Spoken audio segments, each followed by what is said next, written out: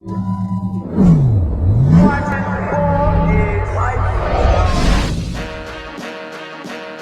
everybody, and welcome to a special episode of Buckets and Breakdowns. I'm Tim Livingston with your normal host, Thomas Scott, in the analyst chair.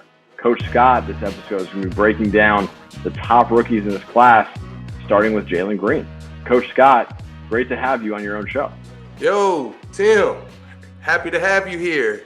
What's up, all of my Ballers Life Phenom fans, enthusiasts, coaches, players, basketball junkies? Yes, Tim has broke it down perfectly. We're going to talk about some of these up-and-coming rising stars in the NBA, these rookies, Jalen Green, Evan Mobley, Scottie Barnes, and you know me, fan favorite.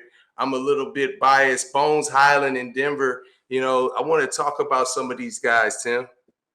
Yeah, and Bones Hyland, so Thomas and I both live in Atlanta. I was at Bones Hyland, a pickup game that you were running here in Atlanta, what seemed like yesterday, when he wasn't on, he was barely on any draft boards, and then catapulted into the first round. So Bones Hyland's going to be a really interesting breakdown. Thomas knows his game intimately. If you're a Bones Hyland fan, you definitely want to hear Thomas's analysis of young Deshaun. Is that correct pronunciation? Yeah, but you know, he's going by Bones, period. They're dropping in the shot. Like, you got the announcers, you got the color commentators, they're calling him Bones Hyland, you know, and that's his name. He wants to be addressed as that. And he's bad to the bone, man. I mean, I love the kid. I got a chance to get with him for 3 months before the season started. Watched him a little bit in college, but he's immediately emerged as a fan favorite. And I think it's just because of his self-confidence, his infectious personality, and just his overall game, you know, and he shows it. You can see he's always got a smile on his face, right? But when it's time to compete, it's just straight, you know, I'm ready for business. Like, there's no games being played. He's a super competitor. What makes him special offensively, he's got great length as a guard. He can really, really shoot that ball from distance. He can create his own shot. He's got a great first step. But you know what he does? He hustles. He's got a high motor. He's also a guy that's not a selfish player. As you can see, there goes his range right there from three. He's not a selfish player. He's trying to make the right play. He'll pass it. He looks for his guys, and he just knows how to hoop. He's got a great feel, and I just feel like he's the spark that the Nuggets need. They have a lot of talent. Obviously, with Jamal Murray being out, I think they lucked up and got a steal with Bones because he's willing to come in. He can play the one. He can play the two. He can play off of Monte Morris, or he can play as a guy that can initiate the offense. But he's also trying to defend. And this is his first lap around the league right now. But I feel like he's a player that's here to stay, man. And off the bench, I know Mike Malone has gotten a lot of confidence in him. I read an article where, you know, Bones passed up a shot, and Mike Malone got mad at him because he's like, hey, man, no, we got you here to score and shoot that. We have confidence that you can make those shots, so take them. And they love him. Denver fans love him, and I just can't wait to see how his career turns out. Yeah, he's a super interesting player, Thomas. And I know you were working with him extensively down here on various aspects of his game. So what parts of his game are NBA ready, and which parts does he need to improve to take it to the level that he wants to get to? Well, I feel like immediately his shooting ability, his ability to stretch the floor, play off of guys, you know, with Jokic kind of being the center of the offense, he's going to command a lot of attention, a lot of double teams. So he's an easy kick out. He knows where to move. He knows how to run and play in transition, get to a spot, quick release, deep range. And also with that, he can put it on the deck. And when he does, he's really quick with his first step. He doesn't do a lot of side to side. It's more angle, and he gets where he needs to go to whether he can finish or drop it off to a teammate. What he needs to improve on, I think just a little bit defensively, like a lot of young guys fighting through screens. He has the body and the build to do it and get skinny and get through screens, but I think he's just got to go through it a little bit, play certain guys once, twice around, so he knows like, okay, with him, I got to do this. This guy, I got to do that because he can't do this. The other night I was watching him play against Memphis and John Morant, and a guy similar build, but very explosive guy. And he had his moments where he got a steal, and then moments where Morant scored on him. But as a rookie, you're trying to learn what it's going to take. And it's just great for him that he's actually going to get a chance to play and have minutes so that he can be better further along in his career. Yeah, he's a really exciting prospect that you literally have watched from a non-draft pick to, or a non-big board guy to. Yeah, he was supposed to be a second round pick, and he creeped up, I think, to 26, or 28. Yeah, so that's cool. Yeah, so again, for those of you who don't know, Coach Scott does a lot of individual and team work with draft prospects. Bones Hyland was one of them. So there you go. If you are an up-and-coming draft prospect, you know who to call. G League Ignite assistant coach Thomas Scott. Which brings us to our next guy, Jalen Green. Yes. A big name here in the Ball is Life world. One of the most exciting prospects to come around in a long time. What have you seen from Jalen Green so far? Where's his game at? What does he need to work on to reach the heights that he wants to get to? Man, honestly, I just love his motor and his ability to play in the open court, his speed, his length, his natural fearlessness of taking shots. If he misses one, taking another one. But also just not having to rely on his shot, but coming in with somebody that has confidence in taking threes and making them. I think he set a Rockets rookie's record with 8 threes in a game, 8 out of 10 threes against the Celtics, where he dropped 30 points. So here, as you see some of these highlights right here. But like, I love right now, like how some of these guards, especially 2 guards, are getting to the rim and trying to tear the rim down. It reminds me of some old school Michael Jordan stuff, man, where, it's not about the pretty play. It's about just getting downhill, getting a dunk, getting 3 the hard way, the and one. But he's also unselfish. But at the end of the day, I just love his motor to get out and run and just fearlessness of knocking the shot down wherever he may get it. And, he's a rookie, so he's kind of going through it. The Rockets right now, they're very young. So it's a lot of trial and error, and I love their coach, Steven Silas, and what he's trying to do with them. I watch them all the time. But I just think maybe defensively he could get better. A lot of these young guys, going up against some of these superstars that they were playing 2K with a year or so ago. But I think the Ignite did a great job preparing somebody like him, as I got a chance to watch him in Summer League, as most of us did. He just came out with confidence, man, and didn't hesitate. He looked like he's been around the block before. And I think that Houston, losing to James Harden, has gained a real superstar that they can be proud of and, be a fan of. That's exciting. Houston needs it because the last couple of years with that team have been pretty rough. Another team who was really good and had a rough year last year, post-Kawhi, the Toronto Raptors.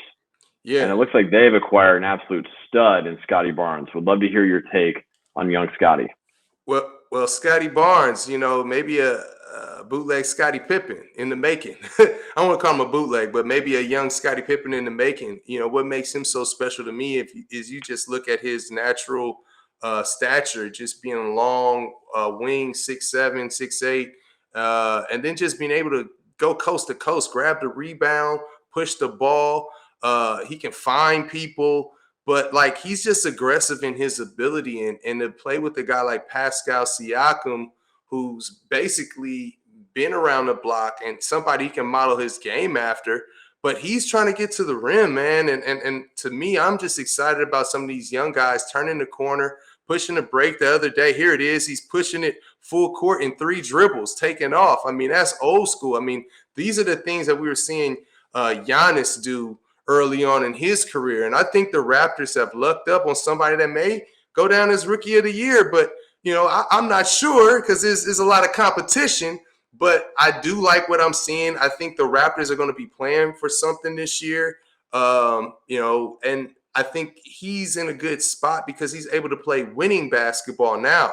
And just speaking on Bones Hyland, same with him, being in Denver, like they're going to be playing winning basketball. They're trying to win a championship. They're trying to get to the playoffs, and, playing with Nick Nurse, he's going to know how to use them to put them in positions to be successful. And when you see somebody like Scottie Barnes, you see that he's skilled, he's long, he can defend. I mean, he's taking on some of the toughest guards in the NBA right now. He's not running from the fade.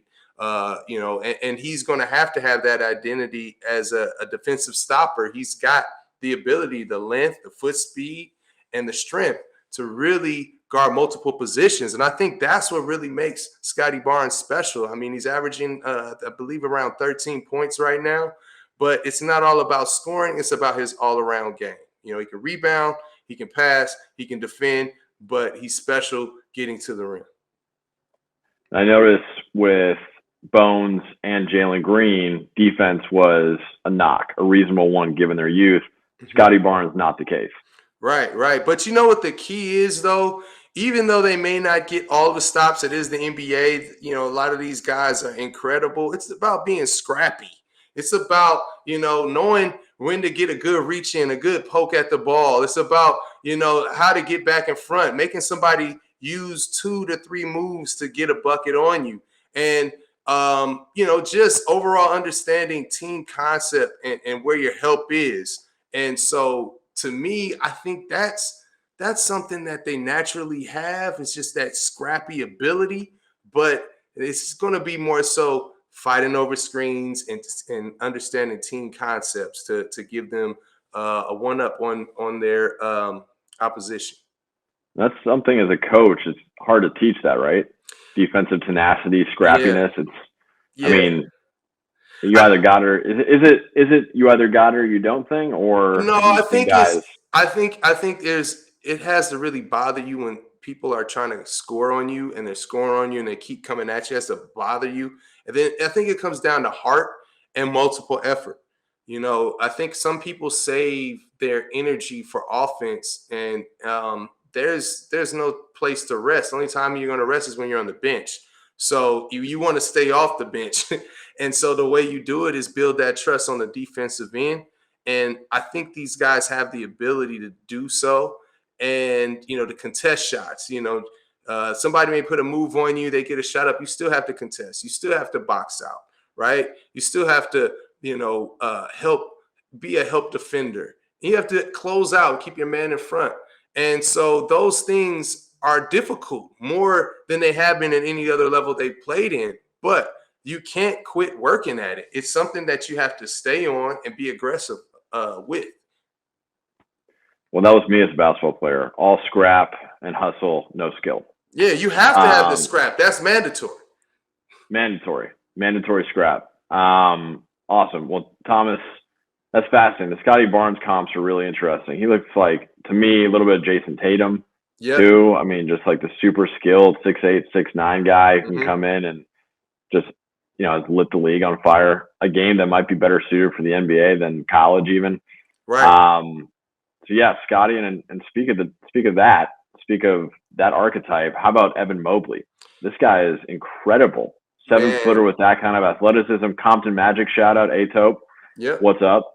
So take me through Evan Mobley and what you're seeing out of him early on. And another California prospect, coming out in the league that looks like he's going to be a superstar. I love him. I think Cleveland, the organization, the fans, I think they love him as well. I know somebody on the coaching staff, JJ Outlaw, and they're speaking highly of him. And, if you look at the Cleveland Cavaliers right now, they got Kevin Love, they got Jarrett Allen, they got Markkanen.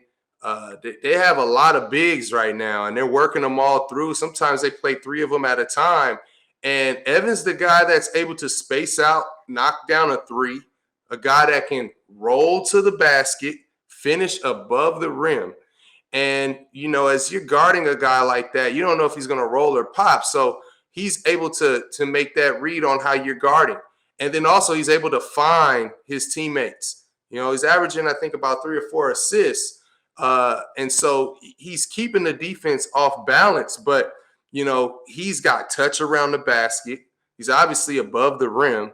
And I think he's going to be one of those guys. I mean, it's a new game right now, but I think the Cavs may have stumbled on somebody that could be somewhat of a Tim Duncan down the line for the Cavs, and basically just be a staple. Like, this is a guy that can see over the defense and make passes. I mean, the game is not so much back to the basket as it used to be, but he's able to do that. But he's also a shot blocker, man. Like, this guy can protect the rim. He can move his feet and pick and roll defense. He's long. He can disrupt. I think he's averaging a block and a half and a steal and a half a game. So he's being disruptive, and then he can rebound, and he's once again splitting minutes with a lot of big guys that can actually play. The Cavs just paid Jared Allen a lot of money. I mean, they just got marketing off trade, and then Kevin Love is still there, so he's working in with all these guys that can actually play. And he's also gaining experience, and he's able to pick up on things from veterans.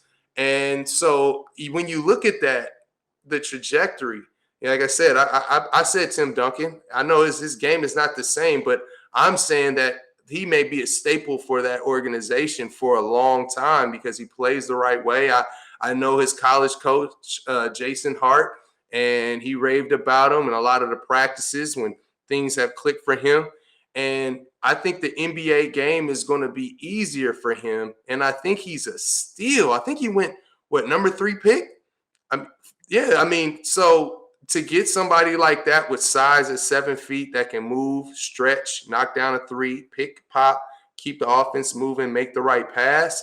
I mean, you can run everything through this guy. And they have a young core to match him with Sexton and Garland and who's my man from Atlanta, the small forward that got drafted last year. I can't think of his name right now, but he's a defender. Now they're up in their defense. They're able to stop guys. I think it's Okoro.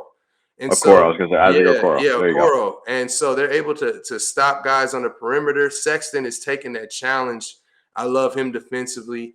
And so I think they're building a young identity that the NBA has to watch out for. I mean, that's fascinating for you to hear, or for you to say that Evan Mobley has that generational big talent. Yeah. To become somewhat of a modern Tim Duncan. I mean, what a compliment, and what a comp. That's big time. Yeah, and when I say that, it's different. The game is different. We're not seeing, mid-post bank shots and jump hooks like we used to, which I still miss from the game, and I feel like it will come back. But, you look at your Karl Anthony Towns, what can he do? He's a guy that obviously can bang down low and has great touch, but he's able to stretch the defense with his incredible shooting at the 5 spot. And there's no difference, I feel like, with Evan Mobley and somebody like that. Just highly skilled bigs. And I think that's really a great thing to see as a fan, as a coach, is a big man that has taken the time to really get all of the skills down. He's spending a lot of time. I don't know who his trainers are or who he works with, but at the end of the day, they're spending a lot of time on every aspect of the game so that he can stay on the floor and be a pivotal part in turning that franchise around. Evan Mobley, to me, looks like he does the little things. Absolutely. Which for a rookie big, I mean, that is incredibly rare. And when you have a guy that has all those skills, plus he's doing the little things to help his team win, I mean, that's why that team, the Cavs, they only have 3 or 4 wins, but they're impressive. They beat some good teams so far, and they've been competitive in every game. Whereas last season, I mean, you'd look at the Cleveland, and again, I'm a Cleveland fan, so I'd look at box scores and be like, the Cavs lost by 52. Nice. And this season, that dynamic, or that's not going to happen many times because this team is young, skilled, and they got guys who are hungry, both offensively and defensively. Sexton, Mobley. It's an exciting team. Yeah, and shout out to the coaching staff at JB Bickerstaff because they're well coached, and it doesn't just really start or end with JB. He's had coaches at SC and high school, that you can tell the little things have been instilled in him, the fundamentals of the game that don't get on the stat sheet, that aren't really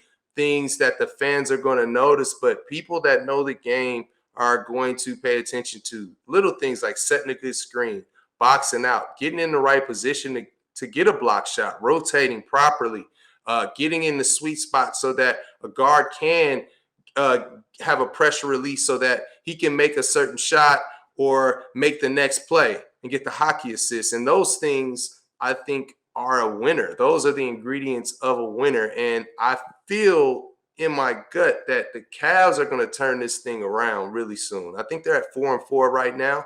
And, they're establishing a good foundation to move forward in the right direction. Yeah, they are a sneaky 7 or 8 seed in the East because they're clicking right now. They're hard to score on with Allen and Mobley in the middle, and they got 2 really good young guards in Sexton and Garland. So I think there's, in Cleveland, for the first time in a long time, since the King left town, there's optimism for basketball fans in Cleveland. Absolutely. So Thomas, who's your rookie of the year right now? We're early, but who's your ROY? You know what? I think it might be a co-rookie. I think it might be out of Evan Mobley and Scottie Barnes. And I think Evan Mobley will have more of a stat look, but I think Scottie Barnes is playing with more of an experienced team to where they may have more games down the stretch that matter. But I think Evan's going to get a lot of looks and be a center of their offense. So the ball's going to be in his hands a lot. So I just feel like those two guys are somehow it's going to be out of those two. I can't really say who it's going to be. If I got to pick one, I'm going to just go with Evan Mobley.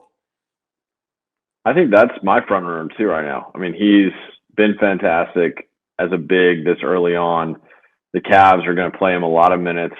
They have to. He's already their best player.